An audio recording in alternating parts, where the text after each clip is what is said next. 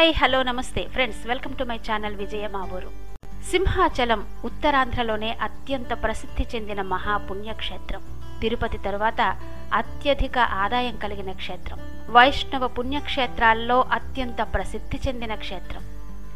వరాహ అవతారం, నరసింహ అవతారం రెండు వేరువేరు అవతారాలు.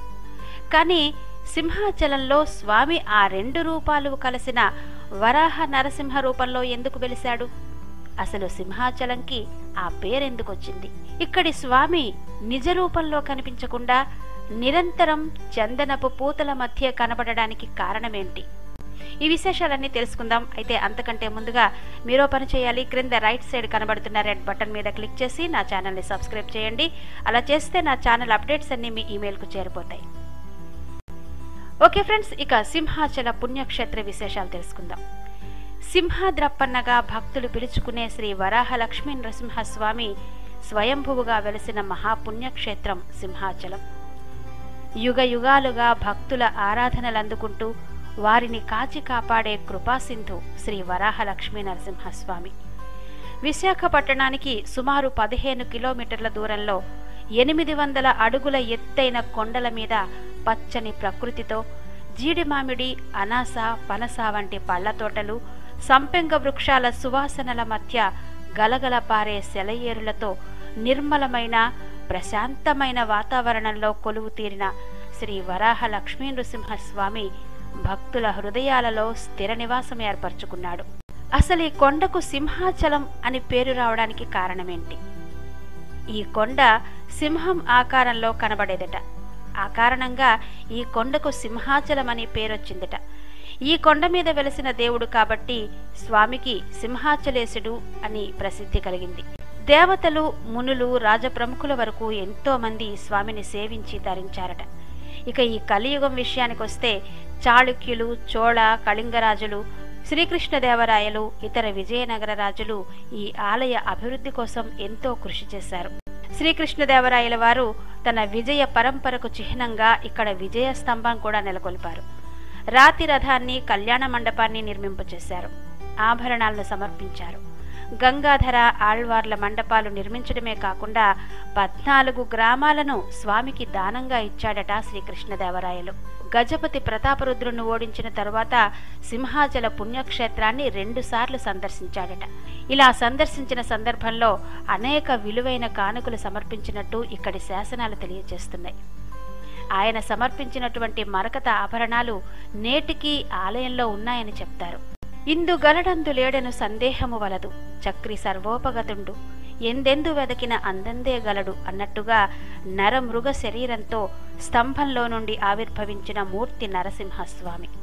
భక్తుడైన ప్రహ్లాదుని మాటను నిజం చేసి చూపడానికి స్తంభాన్ని చీల్చుకుని పెళపెళారావాలతో భూనభోంతరాళాలు దద్దరిల్లే విధంగా సింహగర్జన చేస్తూ మధ్యందిన మార్తాండుని వలె దివ్య తేజంతో ఆవిర్భవించాడు ఉగ్ర నరసింహస్వామి. పురాణ కథనాల ప్రకారం వైశాఖ మాస శుక్లపక్షంలో పూర్ణిమకు ముందు వచ్చే చతుర్దశి నాడు పగలు రాత్రి కాని సాయం సంధ్యా సమయంలో పూర్తిగా నరుడు మృగము కాకుండా ఆ రెండూ కలిసిన శరీరంతో 10 తాటి చెట్ల పొడవున్న పరిమాణంలో ఆవిర్భవించాడు నరసింహస్వామి. దుష్ట శిక్షణ, శిష్ట రక్షణ కోసం ఆ శ్రీమన్నారాయణుడు ఎత్తిన దశావతారాలలో 4వది నృసింహావతారం. అయితే సింహాచలంలో మనం దర్శించుకుంటున్నది వరాహ లక్ష్మీ నరసింహస్వామిని. మరి సింహాచలంలో వరాహ లక్ష్మీ నరసింహ రూపంలో స్వామి ఎందుకు ఆవిర్భవించాడు? దీనికి సంబంధించి ఒక పురాణ కథనాన్ని కూడా చెప్తూ ఉంటారు. ప్రహ్లాదుడు విష్ణు భక్తుడు. తన కుమారుడి విష్ణు భక్తికి ఆగ్రహావేశాలతో ఊగిపోతున్న అతని తండ్రి హిరణ్యకశిపుడు ప్రహ్లాదుణ్ణి శిక్షిస్తున్నప్పుడు స్వామి తన భక్తుణ్ణి రక్షించడం కోసం వచ్చిన స్వరూపమే ఈ వరాహ నరసింహస్వామి అని చెప్తారు. శ్రీ మహావిష్ణువు హిరణ్యకశిపుడి అన్న హిరణ్యాక్షుణ్ణి వధించడం కోసం వరాహావతారం ఎత్తాడట. అదేవిధంగా హిరణ్యకశిపుడిని సంహరించడానికి నరసింహావతారం ఎత్తాడు. అయితే హిరణ్యాక్షుణ్ణి సంహరించిన తరువాత వరాహావతారం నుంచి హిరణ్యకశిపుని వధ కోసం మరో అవతారం దాల్చే పనిలో ఉండగానే తన భక్తుడైన ప్రహ్లాదుణ్ణి రక్షించవలసిన బాధ్యత మీద పడడంతో ఆ తొందరలో పూర్తిగా వరాహ స్వరూపం వదలకుండానే నరసింహ రూపం కూడా ధరించి వరాహ నరసింహ రూపుడయి భక్త రక్షణ చేశాడు అన్నది భక్తుల నమ్మకం. ఇక దీనికి సంబంధించి మరొక పురాణ కథనం విషయానికి వస్తే, తన కుమారుణ్ణి విష్ణు భక్తి నుండి మరల్చడానికి హిరణ్యకశిపుడు ఎన్నో ప్రయత్నాలు చేశాడట. కుమారుడికి నయాన భయాన నచ్చ చెప్పి చూశాడు. అయినప్పటికీ ప్రహ్లాదునిలో ఎటువంటి మార్పు లేదు. కుమారుణ్ణి మార్చడం కోసం ఎంతో ప్రయత్నించి విఫలుడైనటువంటి హిరణ్యకశిపుడు ఇక అతడిని కఠినంగా శిక్షించాలి అని నిర్ణయించుకున్నాడు. తన సేవకులను పిలిచి ప్రహ్లాదుణ్ణి సముద్రంలో పడవేసి అతని మీద ఒక పర్వతాన్ని వేయవలసిందిగా ఆజ్ఞాపించాడు. అప్పుడు సేవకులు సింహగిరి పర్వతాన్ని ప్రహ్లాదుని మీద వేయగా స్వామి వచ్చి రక్షించాడట. ఆ సింహగిరే నేటి సింహాచలంగా రూపాంతరం చెందింది అన్నది పురాణ కథనం. ఇక స్వామి ఇక్కడ వరాహ నరసింహ రూపుడై ఎందుకు వెలిశాడు అంటే, నరసింహావతారం ఎత్తి హిరణ్యకశిపుణ్ణి సంహరించిన తరువాత భక్తుడైన ప్రహ్లాదుడు విష్ణుమూర్తిని ఒక కోరిక కోరాడట. తన పెదతండ్రిని చంపిన వరాహమూర్తి, తండ్రిని చంపిన నరసింహావతారం కలిసి వరాహ నరసింహరూపుడుగా ఇక్కడ వెలియమని కోరాడట. తన భక్తుడైన ప్రహ్లాదుని కోరిక మీద స్వామి ఇక్కడ వరాహ నరసింహ రూపంలో వెలిశాడు. ఆ తరువాత ప్రహ్లాదుడు స్వామి కోసం ఇక్కడ ఒక ఆలయం కట్టించి వరాహ నరసింహ స్వామిని పూజించినట్టుగా పురాణ కథనాలు చెప్తున్నాయి. కృతయుగం చివరిలో ప్రహ్లాదుని తరువాత ఈ ఆలయం కొంతవరకు నిరాదరణకు గురై కొంత భాగం భూమిలో కప్పబడిపోయిందట. ఆ తరువాతి కాలంలో చంద్రవంశరాజైనటువంటి పురూరవుడు ఈ ఆలయాన్ని పునరుద్ధరించినట్టుగా పురాణ కథనాలు చెప్తున్నాయి. ఒక సందర్భంలో పురూరవునికి స్వామి కలలో కనబడి తాను సింహాచల కొండ ప్రాంతంలో పుట్టలో ఉన్నానని, ఆ ప్రదేశంలోనే తనకు ఆలయం నిర్మించి తనను అందులో ప్రతిష్ఠించమని చెప్పాడట.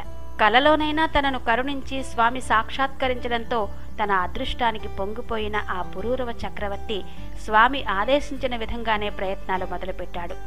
ఆ సమయంలోనే పురూరవ చక్రవర్తి ఊర్వశితో ఒకసారి విహారానికి బయలుదేరాడట. వారు వెళుతున్నటువంటి వాహనం ఒక ప్రదేశానికి వచ్చేసరికి అక్కడ హఠాత్తుగా ఆగిపోయింది. ఎంత ప్రయత్నించినా వాహనం ముందుకి కదలలేదట. ఇలా జరగడానికి కారణమేమై ఉంటుందా అన్న ఆలోచనతో వాహనం దిగి చూసిన పురూరవునికి కనులు మిరుమిట్లు గొలిపే విధంగా దివ్య తేజస్సుతో ఒక పుట్ట కనిపించింది. వెంటనే పురూరవునికి అర్థమైంది, స్వామి తనకు కలలో కనిపించి చెప్పిన కథనం ప్రకారం స్వామి అక్కడే ఉన్నాడు అని నిర్ణయించుకుని పురూరవ చక్రవర్తి సింహాచలం కొండ మీద స్వామికి ఆలయాన్ని నిర్మించి స్వామిని ఆలయంలో ప్రతిష్ఠింపచేశాడు. ఇక సింహాచలంలో స్వామి నిరంతరం చందనపు పూతల మధ్య ఉంటాడు. అక్కడ వెలిసినటువంటి వరాహ నరసింహ స్వామి భక్తులకు నిరంతరం తన స్వస్వరూపమైనటువంటి వరాహ నరసింహ రూపంలో ఎందుకు దర్శనమివ్వడు? చందనపు పూతల మధ్య మాత్రమే ఎందుకు దర్శనమిస్తాడు? ఈ విశేషాలన్నీ తర్వాత వీడియోలో తెలుసుకుందాం. ఫ్రెండ్స్, మరి ఈ వీడియో కనుక మీకు నచ్చితే మీ ఫ్రెండ్స్కి కూడా దీన్ని షేర్ చేస్తారు కదా. అలాగే మీ కమెంట్స్ కూడా నాకు తెలియజేయండి. మరి సబ్స్క్రైబ్ చేయడం మాత్రం మర్చిపోకండి సుమా. ఓకే ఫ్రెండ్స్, మరి సింహాచలంలో జరిగే చందనోత్సవ విశేషాలతో మళ్ళీ మీ ముందుకు వస్తాను. అంతవరకు సైనింగ్ ఆఫ్, విజయ మా ఊరు.